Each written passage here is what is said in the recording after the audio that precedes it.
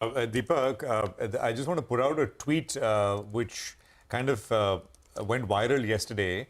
And this is on the SME space. I'm sure that you would have kind of seen this as well. It'll come up for our viewers. This is a gentleman called Akshay Jogani who put out this tweet. He said, the resourceful automobile SME IPO is crazy.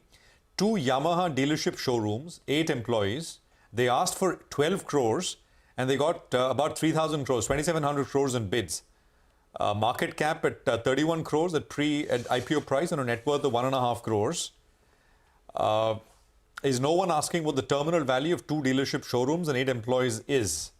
Of course, I mean, the fact is that they could be raising this money to expand, I mean, open 10 new showrooms. We don't know, but we have to go into the details of that one. But I mean, I'm just using this as a, I'm sure you must have seen this on social media. And I don't know if you had any thoughts. There are 2 parts to it. One, of course, is the approval itself. Now, the SME IPOs are not approved by SEBI. They're approved by the exchanges. That's one. And second, of course, is the demand. That's just, I mean, liquidity, right? I mean, what do?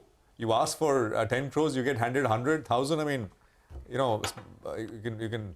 Yeah, go on, Deepak. Prashant, so to be fair, we're not handing them any money. It's all what's happens in the IPO space is you keep your money in your bank account and then you apply and then maybe you get some, you don't get some, but the money never leaves your bank account, right? So you want to bid for as much as possible, whatever cash you have in your account, simply because that just increases your chances ever so slightly of getting some kind of allocation. And that is what's driving a lot of the IPO market. And that's what's driven a lot of the IPO market in the past. In fact, at that time, people used to take loans to keep money in their bank accounts so that they could bid for higher numbers. So you would get this 1,000 crore IPO getting 4 lakh crores worth of subscriptions. It's not 4 lakh crores. It's just like temporarily borrowed money from NBFCs until RBI put an end to it and SEBI eventually also put an end to it, saying you can't do all this borrowing money, like 100 crores borrow for 2 days and then apply for an IPO and all that stuff.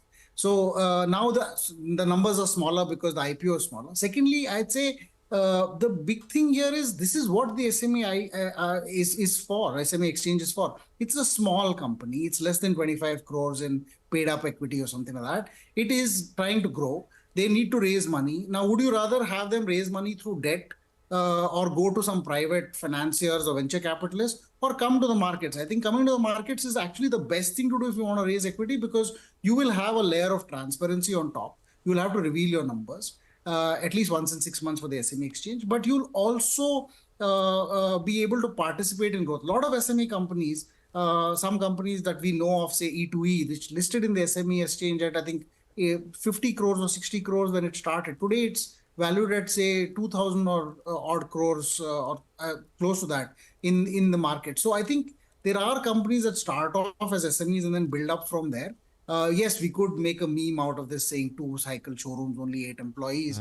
But honestly, it's not the number of employees. I think they make 1 crore of profit and, the value is 31 crores. So effectively, they're, just the cash returns on this 12 crores that they raise. If they just kept it in a bank account, that would double their profit pool or give a significant boost to their profits. So the profile of the company changes. And of course, hopefully they will give a better return on equity. I have no comments on the company. I haven't analyzed this in meaningful detail.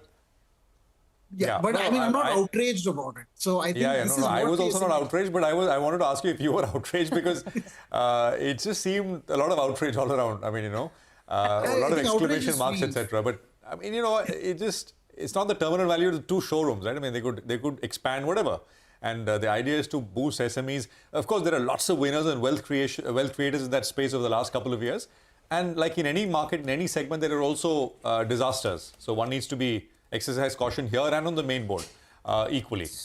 Point taken.